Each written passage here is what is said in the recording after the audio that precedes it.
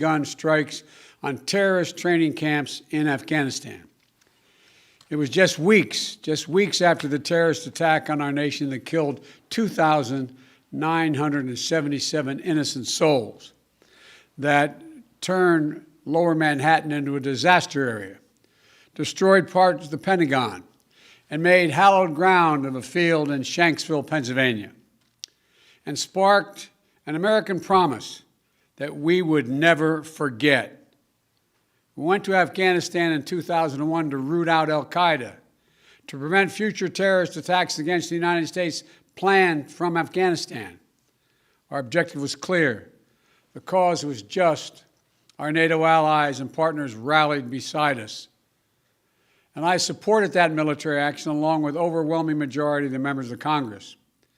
More than 7 years later, in 2008, weeks before we swore the oath of office President Obama and I were about to swear, President Obama asked me to travel to Afghanistan and report back on the state of the war in Afghanistan. I flew to Afghanistan, to the Kunar Valley, a rugged mountainous region on the border with Pakistan.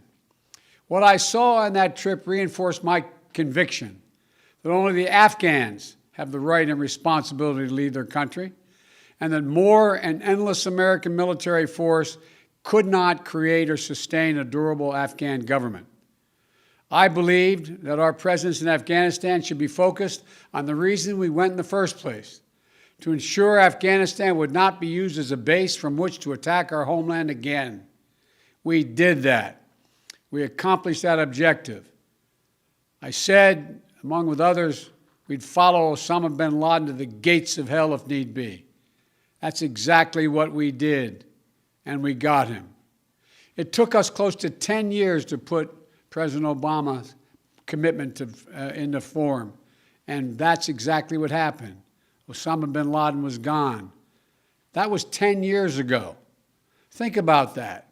We delivered justice to bin Laden a decade ago, and we've stayed in Afghanistan for a decade since.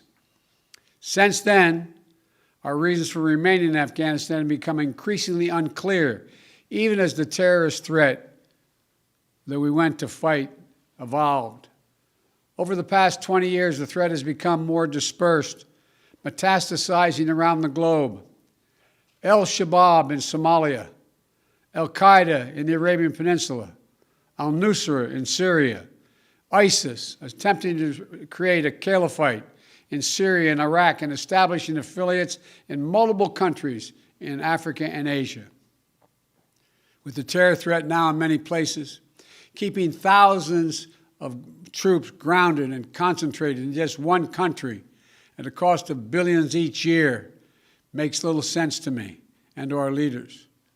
We cannot continue the cycle of extending or expanding our military presence in Afghanistan, hoping to create ideal conditions for the withdrawal and expecting a different result.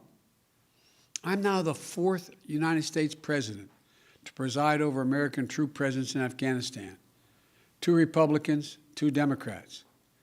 I will not pass this responsibility on to a 5th.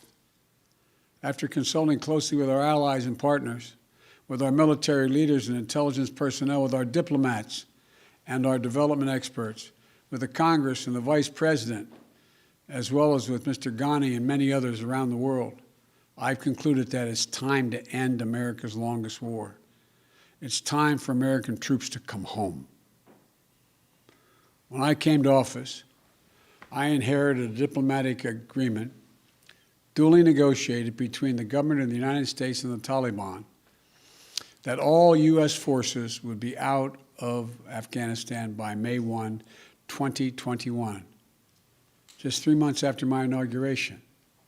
That's what we inherited, that commitment. It's perhaps not what I would have negotiated myself, but it was an agreement made by the United States government, and that means something. So in keeping with that agreement and with our national interest, the United States will begin our final withdrawal, begin it on May 1 of this year. We'll not conduct a hasty rush to the exit. We'll do it responsibly, deliberately, and safely. And we will do it in full coordination with our allies and partners who now have more forces in Afghanistan than we do. And the Taliban should know that if they attack us as we draw down, we will defend ourselves and our partners with all the tools at our disposal. Our allies and partners have stood beside us, shoulder to shoulder in Afghanistan for almost 20 years, and we're deeply grateful for the contributions they have made to our shared mission and for the sacrifices they've borne. The plan has long been in together, out together. U.S. troops, as well as forces deployed by our NATO allies and operational partners, will be out of Afghanistan before we mark the 20th anniversary of that heinous attack on September 11th. But we'll not take our eye off the terrorist threat. We'll reorganize our counterterrorism capabilities and the substantial assets in the region to prevent reemergence of terrorists and the threat to our homeland from over the horizon.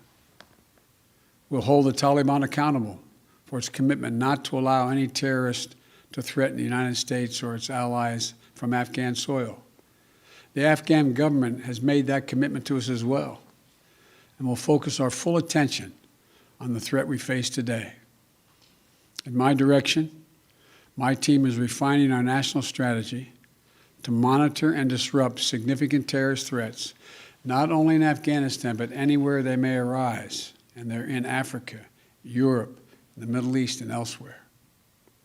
I spoke yesterday with President Bush to inform him of my decision. While he and I have had many disagreements over policy throughout the years, we're absolutely united in our respect and support for the valor, courage, and integrity of the women and men of the United States Armed Forces who served.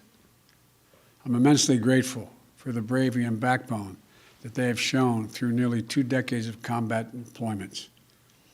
We as a nation are forever indebted to them and to their families. You all know that less than 1% of Americans serve in our armed forces. The remaining 99% of them, we owe them. We owe them. They've never backed down from a single mission that we've asked of them. I've witnessed their bravery firsthand during my visits to Afghanistan. They've never wavered in their resolve. They've paid a tremendous price on our behalf. And they have the thanks of a grateful nation. While we'll not stay involved in Afghanistan militarily, our diplomatic and humanitarian work will continue. We'll continue to support the government of Afghanistan. We will keep providing assistance to the Afghan national defenses and security forces.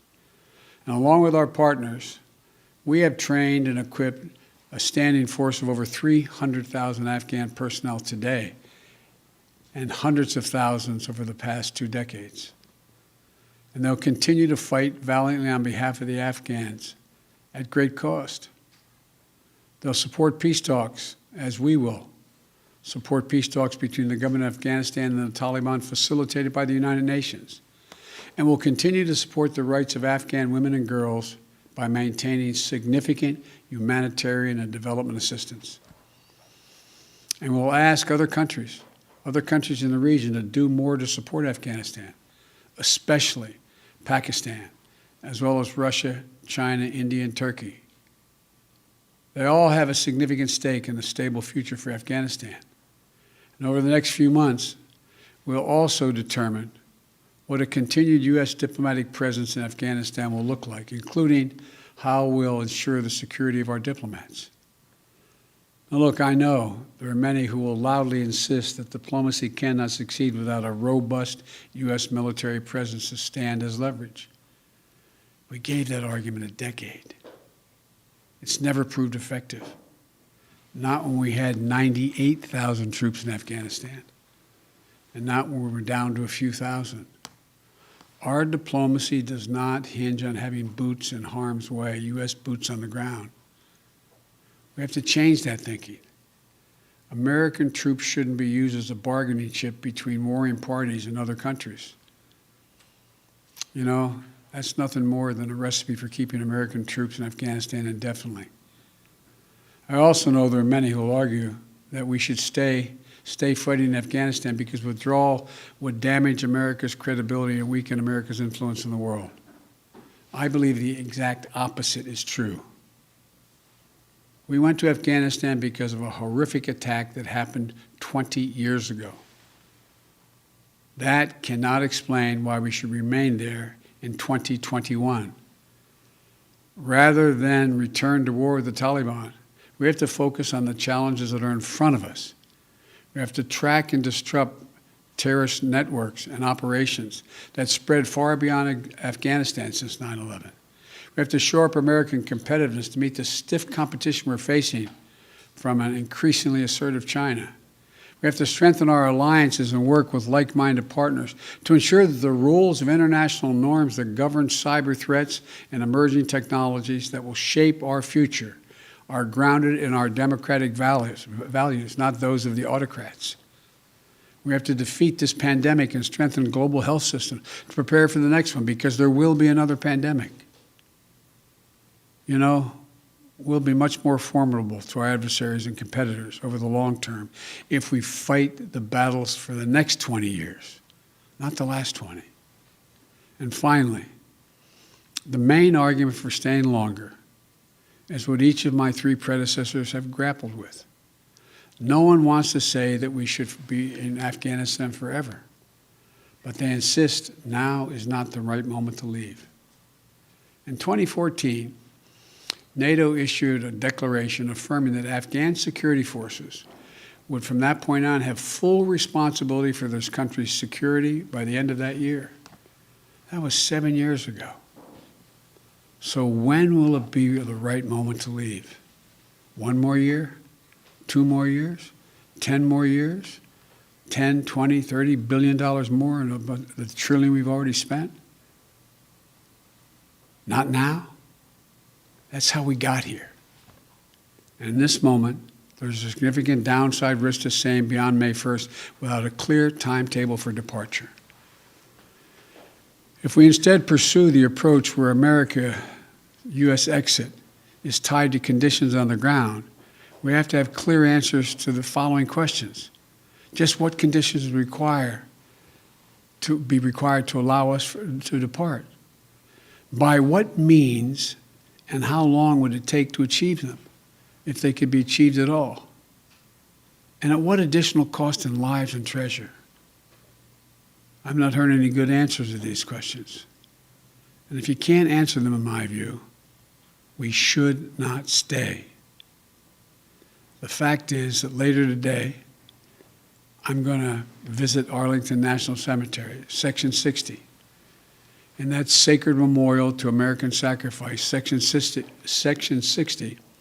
is where our recent war dead are buried, including many of the women and men who died fighting in Afghanistan and Iraq.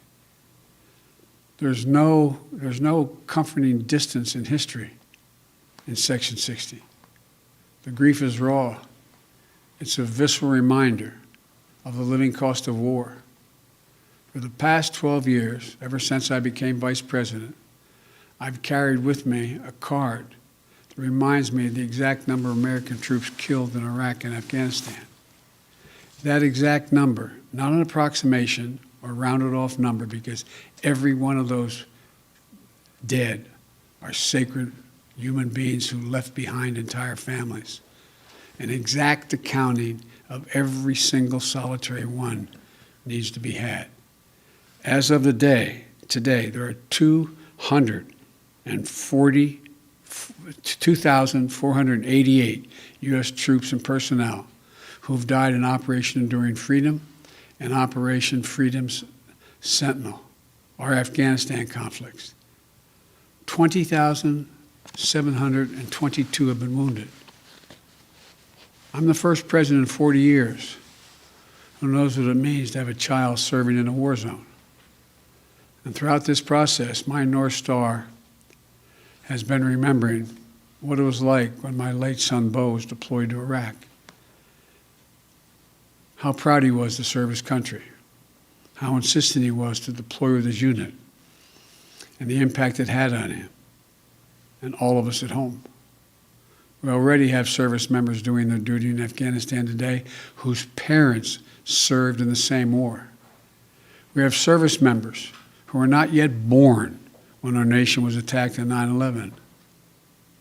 War in Afghanistan was never meant to be a multi-generational undertaking. We were attacked. We went to war with clear goals.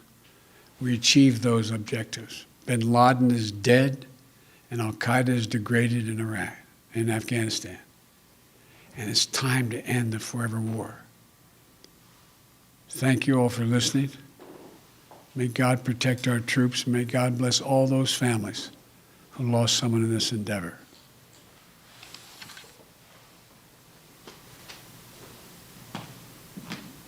Okay, we're going to clear the shot in 5, 4, 3, 2, 1, bars.